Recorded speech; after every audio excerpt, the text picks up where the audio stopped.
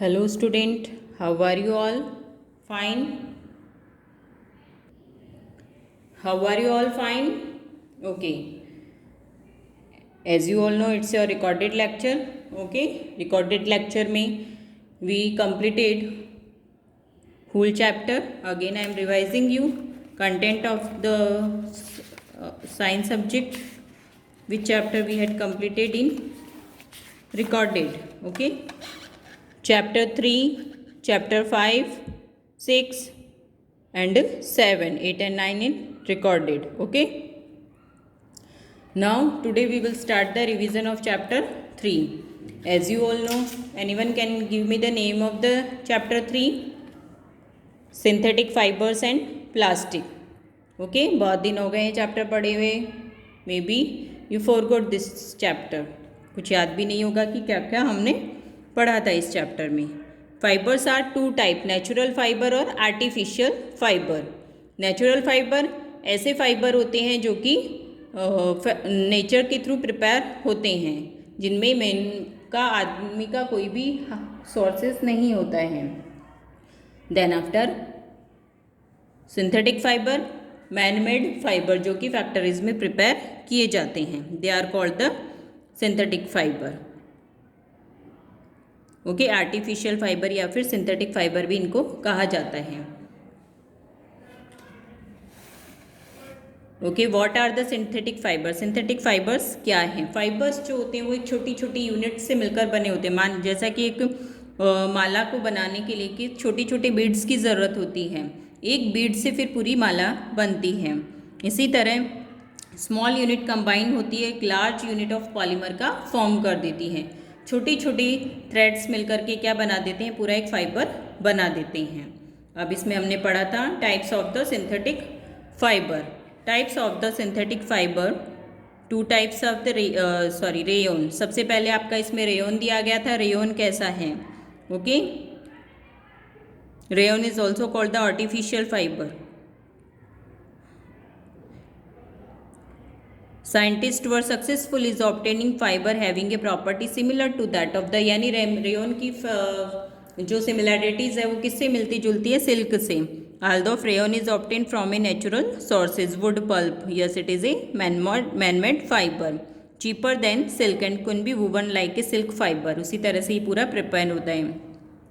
Rayon is mixed with the cotton to make the bed sheets बनाई जाते हैं, carpets बनाए जाते हैं. Okay. Then after the nylon. Nylon is another man made fibre. ये भी मैन मेड फाइबर ही है. ओके. रॉ मटेरियल से बनता है. It was prepared from the coal, water and air. It was the first fully synthetic fibre. सबसे पहले इसको बनाया गया था. We use many articles made from the nylon such as socks, robe, tent, toothbrush, can, seat belt, sleeping bag. ये सब इससे बनते हैं. Okay. Nylon is also used for making the parachutes and ropes for the rock climbing के लिए rock बनती है, वो भी इससे ही बनती है. Because nylon thread is actually stronger than the steel wire. मतलब इतना ज़्यादा स्ट्रॉन्ग होता है स्टील वायर से भी ज़्यादा. देन आफ्टर आता है पॉलिस्टर और एक्रिलिक. पॉलिस्टर भी क्या है? सिंथेटिक फाइबर ही है. Fabric made from the fibre does not get a wrinkled easily. जिसमें रिंकल्स नहीं होते. It remain crispy and easy to wash. Easy wash हो जाता है. Okay. You must seen people wearing polyester shirt and other dresses. Terylene is popular polyester है. It can be drawn into the very thin fine fiber से ये बना हुआ होता है. Okay. We wear sweaters and use shawls or blankets in winter. Many of these are actually not made from the natural wool. वो natural wool से भी बने हुए हो सकते हैं और मे भी नहीं भी हो सकते हैं. These are prepared from the another type of the fiber is called the acrylic. ये किससे बनता है? क्वाइट एक्सपेंसिव है. नेचुरल सोर्सेज से ये, but quite expensive. Where is the clothes made from the acrylic are relatively cheap. They are the available in the variety of the colours. Synthetic fibres are more durable है, affordable है and which make them more popular than the natural fibre. Okay. उसके बाद में characteristics of the synthetic fibre के character क्या क्या हैं? Okay. They dry up easily and durable है, लेस एक्सपेंसिव है, रैपिडली रेडीली अवेलेबल है, easy to maintain and puff. ये सारे इनके कैरेक्टर्स होते हैं. इसके बाद में आपके आता है plastic you must be familiar with many plastic. Okay, plastic भी आपके 2 टाइप्स के होते हैं, thermoplastic and thermosetting plastic. Thermoplastic and thermosetting plastics, such plastic which gets deformed easily on heating and can be bent easily. मतलब एक बार बनने के बाद में उनसे दूसरा भी वापस बनाया जा सकता है, उसको हम क्या कहते हैं, थर्मोप्लास्टिक. और जिससे वापस दूसरा नहीं बनाया जा सकता उसे हम क्या कहेंगे, थर्मोसेटिंग प्लास्टिक. ओके स्टूडेंट, इस चैप्टर में, इस लेक्चर में मैं आपको ये एक्सप्लेन कर रही हूँ. नेक्स्ट लेक्चर में you have to prepare full chapter for the test. Okay, thermosetting, जिसको एक बार डालने के बाद में उससे हम दूसरा प्लास्टिक नहीं बना सकते हैं, दूसरा कोई आइटम नहीं बना सकते हैं, उसको क्या कहा जाता है, thermosetting plastic. Okay, plastics as material of the choice. अब इसमें प्लास्टिक जो होता है वो क्यों यूज़ में लिया जाता है, ज़्यादा यूज़ में आने वाला है, because plastic is non reactive. जल्दी से इसके ऊपर रिएक्शन नहीं होता है. आयरन जो होता है जल्दी से रस्टेड हो जाता है, लेकिन प्लास्टिक जो होता है वाटर और एयर से जल्दी रिएक्शन नहीं करता है. That's why use to store various kind of materials including many chemicals को भी इसके अंदर स्टोर किया जाता है. प्लास्टिक कैसा होता है, light, strong and durable. Okay,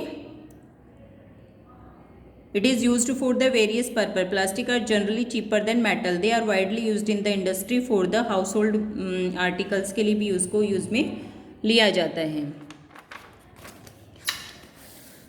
plastics are poor conductor. Conductors क्या होते हैं, जो इजीली अपने अंदर से करंट को पास होने देते हैं. They are called the conductors. Okay, इनको हम कंडक्टर कहते हैं. यू हैव लर्न, प्लास्टिक जो होते हैं पुअर कंडक्टर होते हैं, क्योंकि अपने अंदर से करंट को पास नहीं होने देते हैं, इसलिए भी इनको ज़्यादा यूज़ में लिया जाता है. हैंडल्स जो होते हैं वो प्लास्टिक के बनाए जाते हैं, स्क्रू ड्राइवर के बनाए जाते हैं. ओके, अब प्लास्टिक और इन्वायरमेंट, फ्राइंग पैन के जो हैंडल है वो भी प्लास्टिक के बनाए जाते हैं, क्योंकि ये कंडक्टर के हीट एंड इलेक्ट्रिसिटी दोनों के ही पुअर कंडक्टर होते हैं. अब बायोडिग्रेडेबल और नॉन बायोडिग्रेडेबल. बायोडिग्रेडेबल क्या होते हैं, material which get decompose through natural process such as called the, bacteria के थ्रू डिकम्पोज हो जाते हैं, उसे हम क्या कहते हैं, बायोडिग्रेडेबल. नॉन बायोडिग्रेडेबल जो इजीली डिकम्पोज नहीं हो सकते हैं, उनको हम क्या कहते हैं, non biodegradable. Okay, since plastic take the several years to decompose, बहुत ज़्यादा साल इसको डिकम्पोज होने में लगते हैं. ओके, इसलिए इसको यूज़ में कम लेना चाहिए. अगर मान लीजिए सॉइल में भी ये रह गया है तो इसको डिकम्पोज होने में बहुत टाइम लगेगा. वहाँ पर अगर कोई प्लांट को ग्रो करवा दिया गया है तो प्लांट भी इजीली ग्रो नहीं कर पाएगा. इसके लिए is a responsible citizen remember the 5R principle. क्या है 5R का मतलब, reduce, reuse, recycle bin, recover and refuse. Okay, now student, एक करेक्शन भी था आपके चैप्टर नंबर 5 में. एक MCQ है, kerosene is not a, sorry, fill in the blanks है चैप्टर नंबर 5 में. एक्स्ट्रा क्वेश्चन में मैंने एक फिल इन द ब्लैंक्स लिखवाया था, kerosene is not a fossil fuel. उसको कट कर दीजिएगा आप. ओके, उसको आप कट कर दीजिएगा और उसकी जगह पे मैंने दूसरा लिखवाया है, वो आप लिख लीजिएगा. उसकी जगह पे आप दूसरा भी लिख सकते हैं. ओके, मैं लिखवा रही हूँ आपको.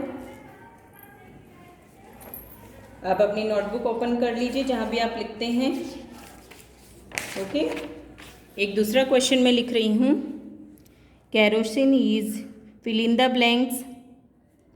फिल इन द ब्लैंक्स में चेंज करना है चैप्टर 5 का क्वेश्चन नंबर. जो फिल इन द ब्लैंक्स है वो देख लीजिएगा आप. Kerosene is not a fossil fuel, उसको चेंज करके आपको क्या लिखना है, kerosene is used for, kerosene is used for, live class में मैंने ये करेक्शन कराया है. ओके, यूज्ड फॉर स्टोव्स, ये करेक्शन आप कर लेना.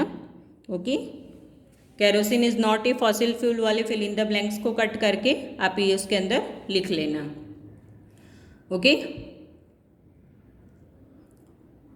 नाउ नेक्स्ट लेक्चर के लिए आपका होमवर्क क्या रहेगा, you have to learn chapter number 3. You have to learn chapter number 3 for homework. Correction जो आपको करवाया गया है वो आप कर लीजिएगा.